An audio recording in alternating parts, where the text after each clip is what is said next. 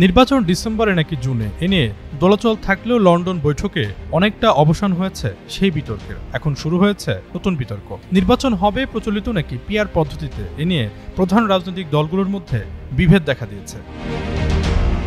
সাধারণ ভোটারদের অনেকেরই প্রশ্ন, এই পিআর পদ্ধতিটা আসলে কি? এই পদ্ধতিতে নির্বাচন হলে কার লাভ কার ক্ষতি? চলতি বছরের 28 জুন রাজধানীর সোহরাওয়ার্দী উদ্যানে ইসলামী আন্দোলনের মহাসমাবেশে যোগ দিয়ে জামায়াত ইসলামী, জাতীয় নাগরিক পার্টি, গণ অধিকার পরিষদ ছাড়াও তুলনামূলক ছোট দলগুলোর নেতারা পিআর পদ্ধতিতে নির্বাচনের জোরালো দাবি জানান।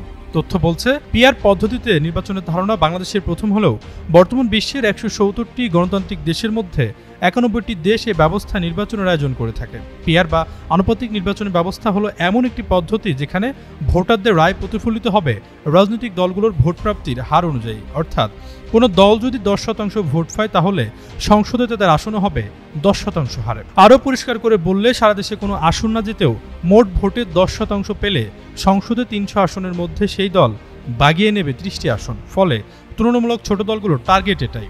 তাদের একটা আসনে জয়ের নিশ্চয়তা না থাকলেও সারা দেশ মিলে 1% ভোট পেলেও তারা 3টে আসন পেয়ে যাবে। আর বড় দল, বিশেষ করে বিএনপি চায় কেউ সংসদে যেতে চাইলে প্রতিদ্বন্দ্বিতা করে জিতে আসতে হবে।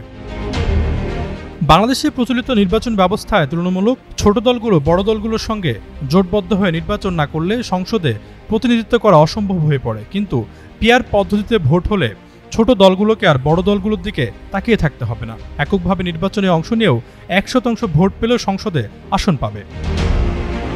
বিশ্লেষণ করলে দেখা যায়, পিআর পদ্ধতি বা আনুপাতিক হারে নির্বাচন হলে বেকায়দায় পড়বে বড় দলগুলো, সেক্ষেত্রে সুবিধা পাবে তুলনামূলক ছোট দলগুলো। এর আগে বাংলাদেশের প্রায় প্রতিটি সংসদে বড় দলগুলোর একক আধিপত্য দেখা গিয়েছে। তবে এই পদ্ধতিতে নির্বাচন হলে সংসদ প্রভাবমুক্ত থাকার কথা বলছেন অনেকেই। এছাড়াও যে কোনো আইন বা বিল পাশের ক্ষেত্রেও বিরোধী দলের এমপিরা এক হয়ে সরকারি দলকে টেক্কা দিতে পারবে।